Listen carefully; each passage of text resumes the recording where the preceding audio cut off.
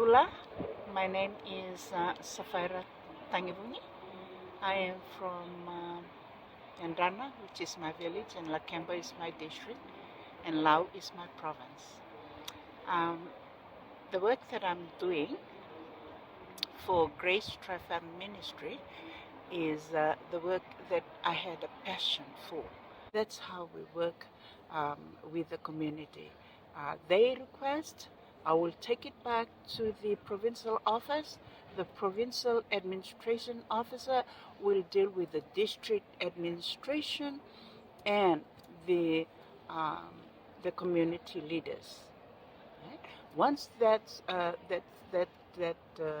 road is clear, I am given the okay to go to the community. So we brought the NGO back to the community in the eastern side. That's where I was requested, and I was elected as the General Secretary for the Songsongwa Marama near Sanola, which is my province, which is my pride, which is the community I'm well acquired with their everyday needs and what they're currently facing back on the island. So it was like a challenge, a real challenge for me, having to come back to my community because it's been a while. I've been doing work in other communities, and I haven't done any for my community. So having to be selected to be the General Secretary bring me back home, and it's still a challenge today because having to work with your own, it's not like easy as you think, because there is always questions on how you do things and why you do this. So it is a matter of working it from an association perspective. So I work with these associations and I help them put up their constitutions and their strategic plans. What I found now when I work with climate change, that this is a big issues that they have back home, that the communities in these 6 islands, they have a problem with water. They don't have any water sources. The water sources that they have is covered with tide when it's high tide, because they don't have enough land so that they can have any water source from that. So what they have is a little bit of piece of land plus surrounding with sea. These 6 islands are having the same problem. They have to wait for low tide to go and clean the water catchment in the sea so that they can have fresh water. And now that the government is supplying rain harvest water tanks, which are coming in Rotterdam, so they're sort of relying on this water tank, and they found out that because they only will have to rely on the land, on the rain, they have certainly forgotten that their water catchment or their water sources is there, and they only go to the water sources when they have no rain. It is the fact that this Rotterdam tank is the only source of clean water that they have back on the island, and that's where they run to every time when they want to drink. And it happens that my son was on the island. We were together on the island, but he was playing with the children in the school, and he was thirsty. Something that he forgot to take his water bottle with him. So he went to the water tank. He cupped the water, and he was about to drink. Then he thought it's his hand that smelled, so he washed the hands again and cupped the water again. And then he realized that it's not his hand; it's the water that is a stink.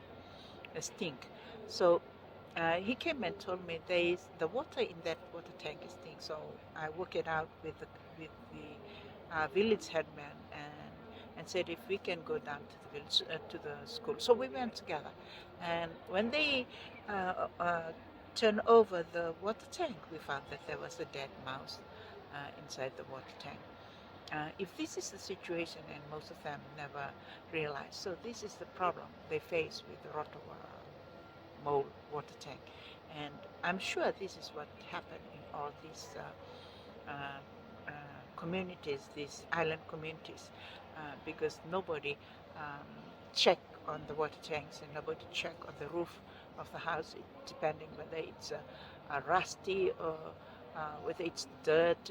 They don't really care about it as long as there's water in the water tank. And when the water tank runs low, there's island communities, because they believe and they trust in their God, they run into the church and they will pray for rain, and they will have weekly prayer for rain, and it's always at the end of the week there will be rain, and there will be, so it is a norm to them.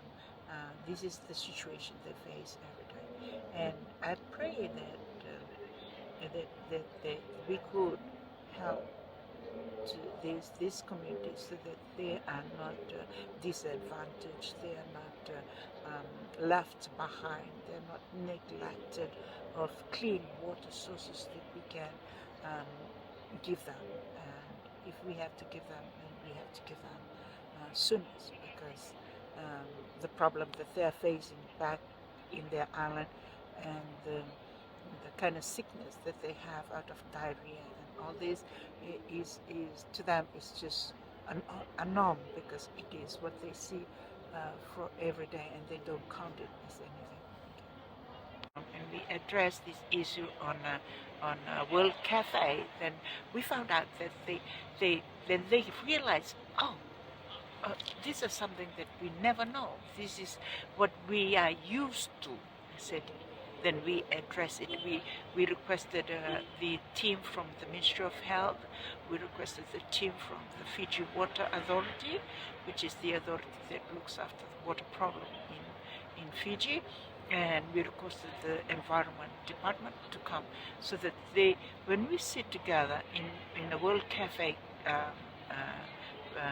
workshop, then they came to realize that what they're facing is not a norm. It is a problem that needs to be addressed.